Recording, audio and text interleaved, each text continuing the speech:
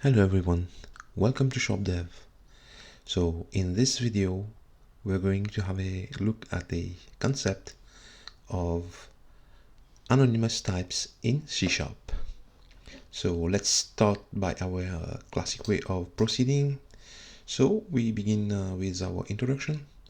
So you might have encountered such piece of code in your C# codes. So here an example like of a anonymous instance person, okay, where you can see we just use the new keyword, the var keyword, and initialize an instance using the object initializer syntax. Okay, so notice that we don't have specify a specific type with a new keyword. So this such syntax allows to create anonymous types in C#. Okay, so what is an anonymous type by definition? So as an anonymous type is a class type without a name that derive from the System.Object of .NET framework, and you cannot cast it to any other type except the object class in .NET.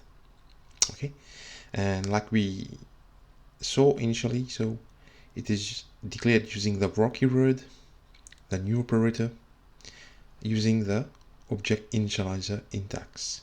Okay, and it is good to know that anonymous types can only contain read-only properties, meaning that you can only assign a value, okay, at the time of defining the instance. Okay, and the properties are read-only, meaning after this initialized piece of code, you cannot assign a value to name property here or age property. Okay, otherwise the compiler will indicate an error. Okay, one more thing about anonymous type, its properties. The target type is inferred by the compiler when you assign a value to them. Okay, so this is a screenshot from Visual Studio. So an example of a person and of anonymous type created when you hover your mouse or cursor over the name property. So it tells you that this name property and the target type is of type string. Okay, and its parent, it is an anonymous type, okay, with the properties defined. Okay, and also the name is not null here. Okay, so we'll see that in a few moments. So for now, just for the purpose of understanding and simplicity, we'll just have a look at a simple declaration. Okay, so our example as shown in the slides. So I'm creating a simple personal anonymous type, okay, and two properties, name and age respectively. So like I said, if I hover over the name property, so since I assigned a string value to it, so the compiler inferred and decided that the target type of this property should be string. Okay, one more thing, like I said, if I said my person, okay, I try to assign a new value to it. Okay, so like you can see here, the compiler signals you that it is a read-only property and you cannot assign a value again. Okay, so take note that you cannot assign these properties. Okay, so just run the program and see whether we are getting an output.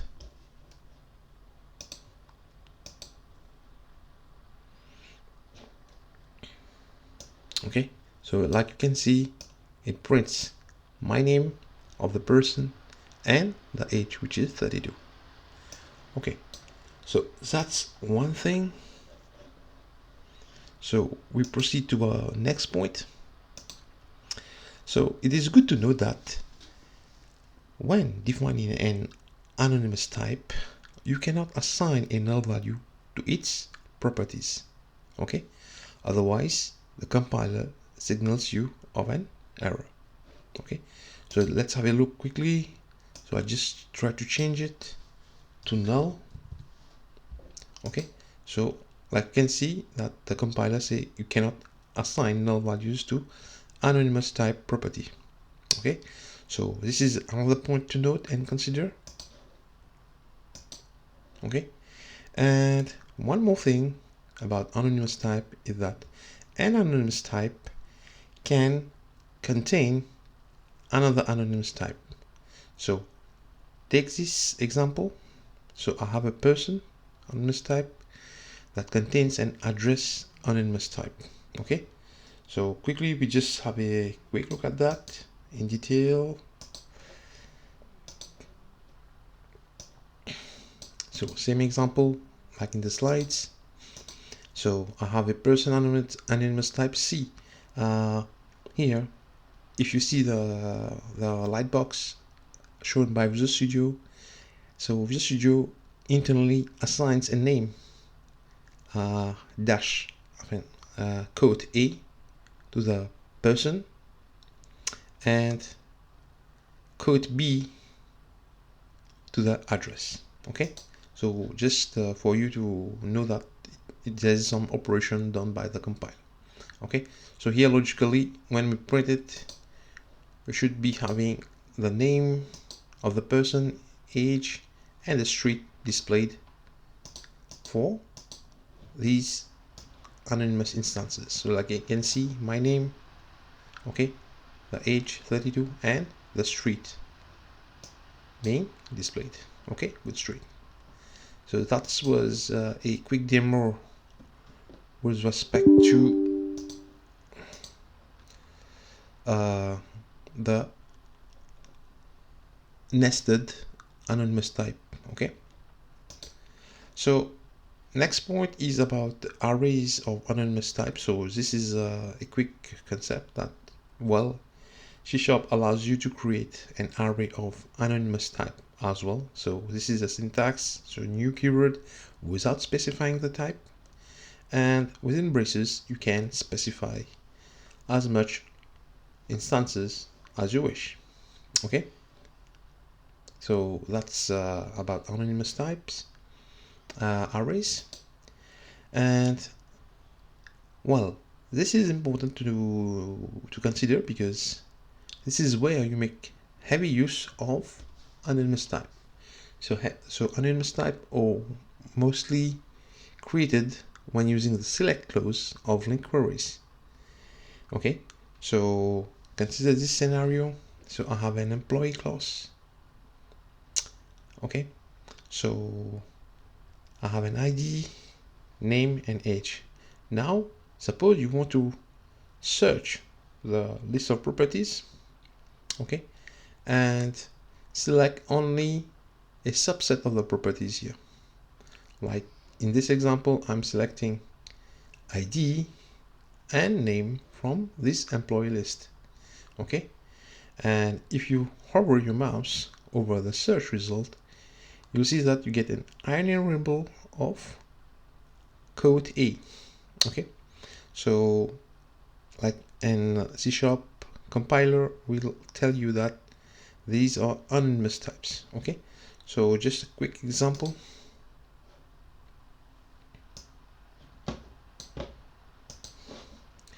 Let me delete that. So I'll just have a quick employee class, okay, like in the slides. Okay, having properties ID, name, and age, and I'll create a list and populate it with 3 items. Okay, and we just see the results. Like I see here the search results, it is a sublist of anonymous types, okay, where you're creating an anonymous type with only ID and name of this employee list. Okay, so just have a look how it is rendered here. Okay, so I have my result view and name and ID being displayed. Okay, sounds good. So that was about the select clause in LINQ. Now last point is with expression with anonymous type. Well, it is good to note that anonymous types support non-destructive mutations, meaning that you can create a new instance of an anonymous type, okay, where one or more properties have new values. So consider this person anonymous type where you have a name property and age, okay, and you can use that variable, that instance, using the with keyword and say you want to change only the name. So you can consider that as a clone, okay, of the person, but only the name is changing, okay.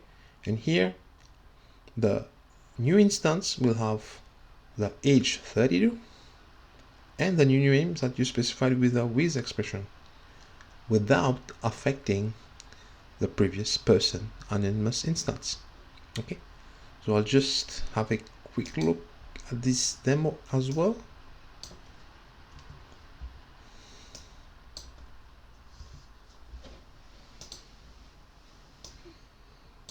So similar example like in the slides. Okay, so here again I have my person with two properties, name and age. Okay, and here I'm using a with expression to create a new instance and only changing the name. So we'll do a debug here because it is important to understand the concepts.